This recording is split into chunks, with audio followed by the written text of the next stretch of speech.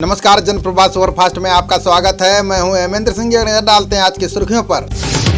प्रधानमंत्री मोदी ने देशवासियों को नवरात्रि की शुभकामनाएं दी। प्रधानमंत्री ने सभी के जीवन में सुख, शांति और समृद्धि का संचार होने की कामना की।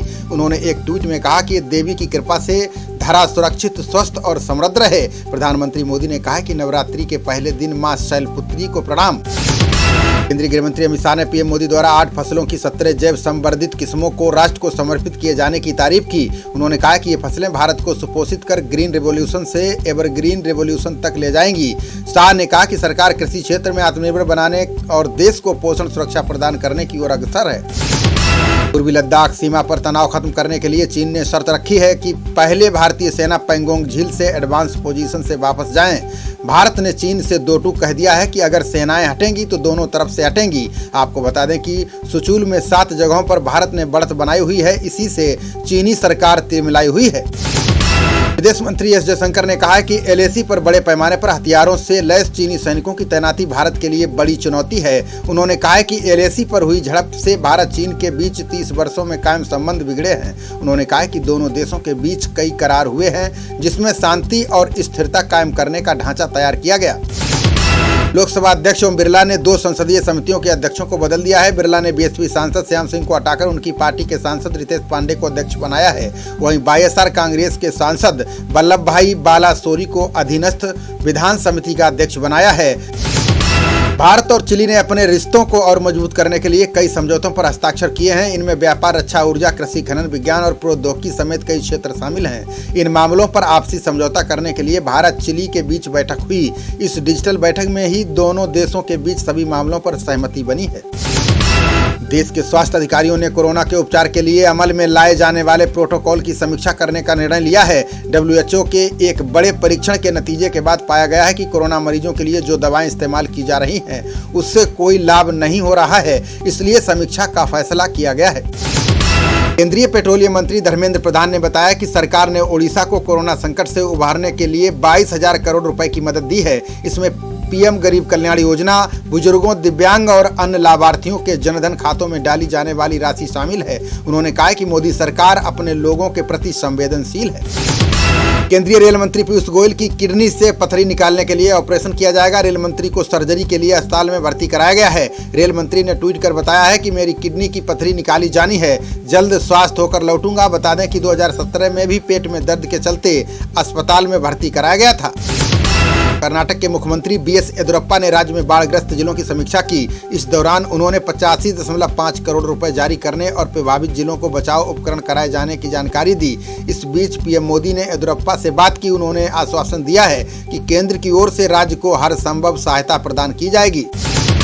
बिहार चुनाव से लेकर तेजस्वी यादव ने महागठबंधन का संकल्प पत्र जारी कर दिया है। इस मौके पर कांग्रेस नेता रणदीप सुरजेवाला, शक्ति सिंह सहित अन्य नेता मौजूद रहे। तेजस्वी ने कहा कि आज बहुत ही खास दिन है। हम 10 लाख लोगों को रोजगार देंगे। यदि जनता मौका देती है तो पहली कैबिनेट में पहला दस्तखत नौकरियों को लेकर करेंगे।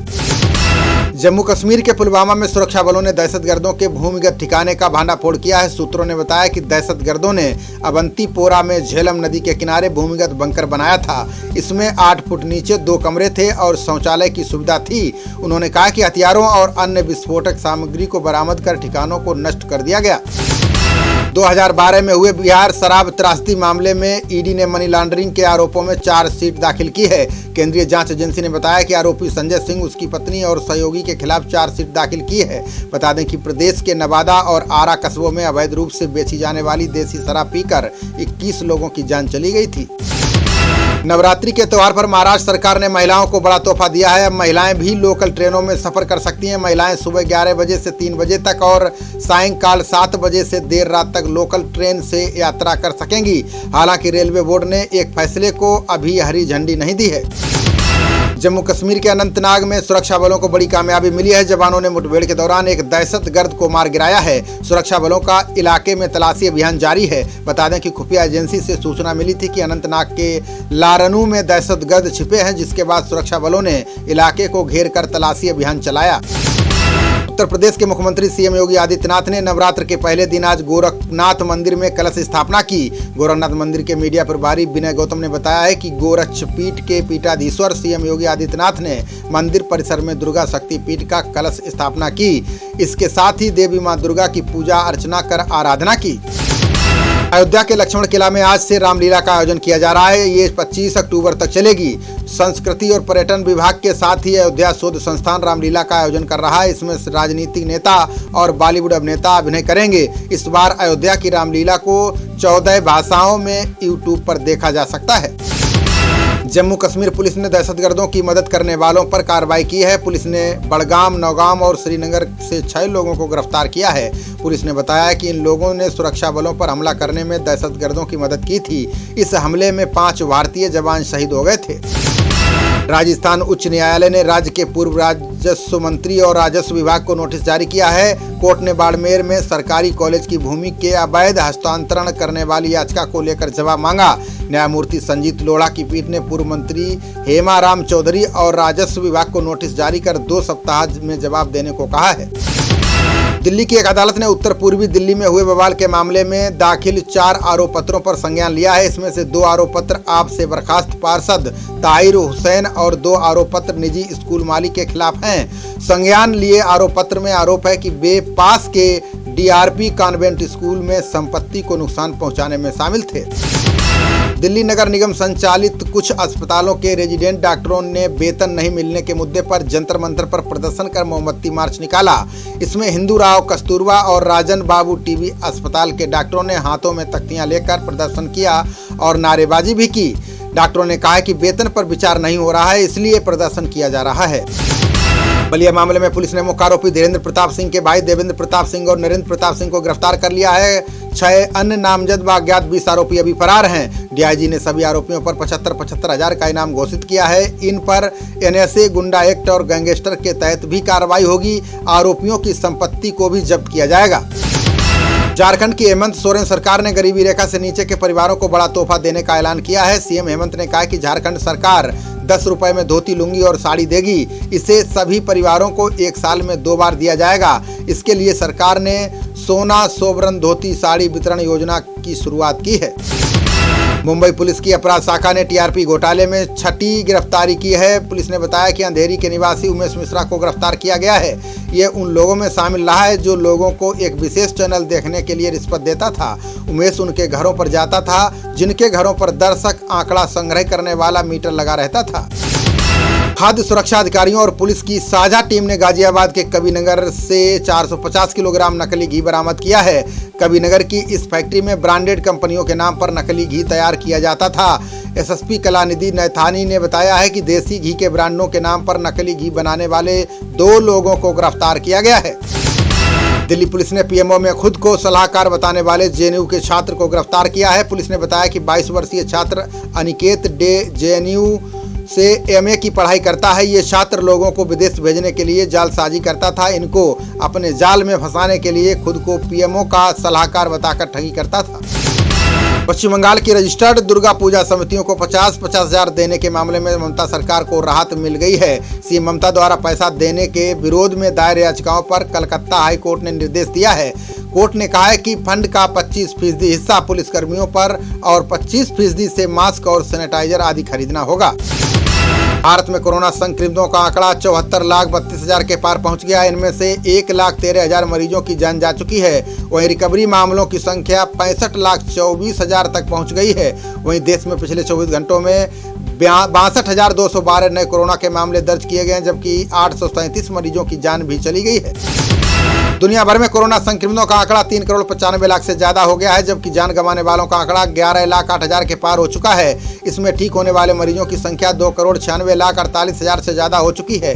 इस बीच अमेरिकी कंपनी फाइजर ने कहा है कि वो अगले महीने वैक्सीन के लिए मंजूरी मांगेगी। राजधानी में बढ़ते प्रदूषण को लेकर दिल्ली सरकार पूरी तरह से सख्त हो गई है। दिल्ली के किराड़ी की मुख्य सड़क के किनारे कचरे के ढेर में लगी आग पर कार्रवाई नहीं करने के चलते उत्तरी निगम पर 1 करोड़ का जुर्माना लगाया गया है। पर्यावरण मंत्री गोपाल राय ने निरीक्षण के बाद निगम पर जुर्माना लगाने का आदेश दिया है। पश्चिम बंगाल बीजेपी के अध्यक्ष दिलीप घोष को कोरोना हो गया है। बीजेपी अध्यक्ष ने खुद की कोरोना रिपोर्ट पॉजिटिव आने की जानकारी ट्वीट कर दी है। साथ ही खुद के संपर्क में आने वाले लोगों को कोरोना जांच कराने की सलाह दी है। इसके बाद बीजेपी अध्यक्ष दिलीप घोष उपचार के लिए कोलकाता के निजी अस्पताल में भर्ती कराए गए हैं। डिजिटल मीडिया पत्रकारों को भी सरकार पीआईबी मान्यता देने पर विचार कर रही है। इसमें संवाददाताओं, छायाकारों और वीडियोग्राफरों को शामिल किया गया है। सरकार ने डिजिटल मीडिया में खबरों के अपलोडिंग, स्ट्रीमिंग के लिए 26% एफडीआई की भी मंजूरी दी है। नीट के नतीजे शुक्रवार को घोषित कर दिए गए हैं। परीक्षा में ओडिशा के शोएब आफ्ताब को पहला स्थान मिला है। दिल्ली की आकांक्षा सिंह और ओडिशा के शोएब आफ्ताब को 720 में से 720 अंक प्राप्त हुए हैं। कम उम्र की वजह से आकांक्षा सिंह को दूसरा स्थान दिया गया। इस बार नीट की परीक्षा में 11 भाषाओं को शामिल किया गया।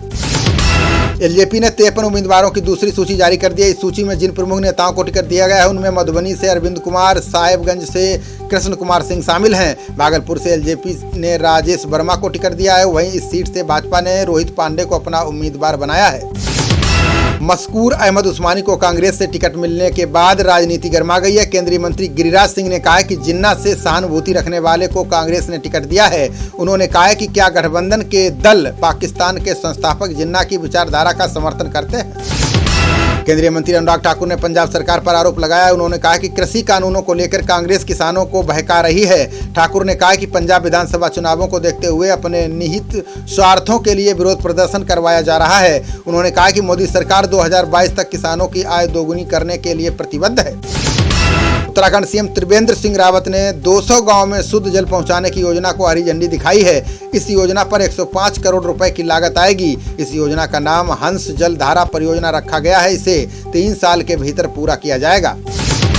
केंद्रीय स्वास्थ्य मंत्री हर्षवर्धन ने कोरोना वायरस के खिलाफ लड़ाई में अगले 2.5 महीने को काफी महत्वपूर्ण बताया। उन्होंने कहा कि सर्दियों और त्योहारों के समय ज्यादा सावधान रहना होगा। वर्धन ने कहा कि भारत में कोविड-19 के 3 टीकों को विकसित करने का कार्य प्रगति पर है। इनमें से एक क्लिनिकल परीक्षण के 3रे चरण में है, जबकि 2 अन्य दूसरे चरण के परीक्षण में है।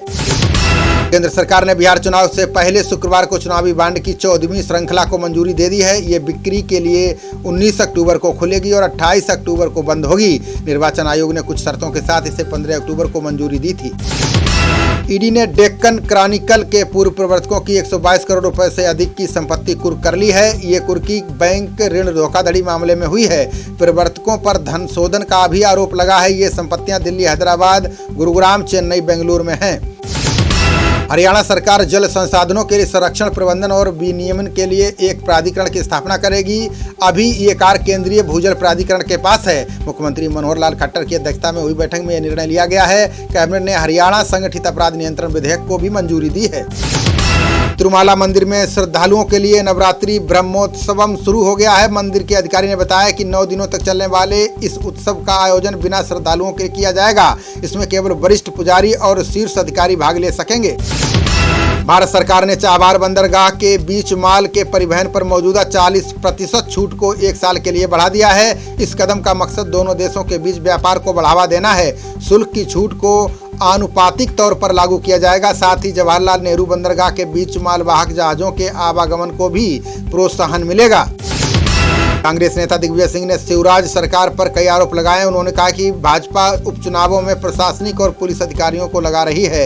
ये सरकारी मशीनरी का दुरुपयोग है। उन्होंने कहा कि शिवराज की प्रतिष्ठा और कुर्सी इन चुनावों में दांव पर है। ये लोकतंत्र के इतिहास में पहला ऐसा उपचुनाव है जिसमें मौजूदा सरकार रहेगी या नहीं, ये तय होगा। भारत ने ओडिशा के परीक्षण केंद्र से पृथ्वी 2 मिसाइल का सफल रात्रिकालीन परीक्षण किया। ये मिसाइल परमाणु आयुध ले जाने में सक्षम है। इसका निर्माण भारत में किया जाएगा। यह सतह से सतह पर मार करने वाली आधुनिक मिसाइल है। इसे प्रक्षेपण परिसर से रात 7:30 बजे दागा गया और परीक्षण सफल रहा। केंद्रीय मंत्री जितेंद्र सिंह ने कहा है कि पूर्वोत्तर परिषद का 30% कोष नई परियोजनाओं पर खर्च किया जाएगा। इससे वंचित इलाकों और उपेक्षित वर्गों का विकास होगा। उन्होंने कहा है कि पीएम मोदी पूर्वोत्तर के विकास के लिए प्रतिबद्ध हैं। उन्होंने कहा कि केंद्र सरकार पूर्वोत्तर के विकास के लिए कई क्षेत्रों में काम कर रही है। बलिया और अन्य घटनाओं को लेकर राहुल गांधी ने योगी सरकार पर निशाना साधा। उन्होंने कहा कि बाराबंकी और बलिया की घटनाएं निंदनीय हैं। इनसे ये साबित होता है कि योगी सरकार नाकाम हो चुकी है। प्रदेश में लगातार घटनाएं बढ़ रही हैं। सरकार तथ्यों को छिपाने में लगी हुई है। आईपीएल में मुंबई इंडियंस ने कोलकाता नाइट राइडर्स को 19 गेंद शेष रहते 8 विकेट से हरा दिया है। केकेआर ने टॉस जीतकर पहले बल्लेबाजी करते हुए 20 ओवर में 5 विकेट पर 148 रन बनाए। जवाब में मुंबई ने 17वें ओवर में 2 विकेट पर 149 रन बनाकर आसान जीत हासिल कर ली। Man of the match de Kock ने 44 गेंदों पर 78 रन की पारी खेली। आईपीएल में राजस्थान रॉयल्स और रॉयल चैलेंजर्स बेंगलोर की टीम के बीच दुबई में मुकाबला होगा। राजस्थान की टीम जहां जीत के साथ प्लेऑफ की उम्मीदों को बरकरार रखना चाहेगी, वहीं आरसीबी अंक तालिका में अपनी स्थिति मजबूत करना चाहेगी। दोनों ही टीमें आज अपने कोटे का 9वां मुकाबला खेलेंगी। सुपर संडे के दूसरे मुकाबले में आज चेन्नई सुपर किंग्स और दिल्ली कैपिटल्स के बीच मुकाबला खेला जाएगा। दिल्ली की टीम जहां मैच जीतकर फिर से शीर्ष पर पहुंचना चाहेगी, वहीं चेन्नई की टीम के लिए प्लेऑफ की दौड़ में बने रहने के लिए हर हार में जीत जरूरी है। पिछला मुकाबला जीतने के बाद चेन्नई के हौसले बुलंद हैं। खबरों का सिलसिला जारी रहेगा, देखते रहिए जनप्रवाद। नमस्कार।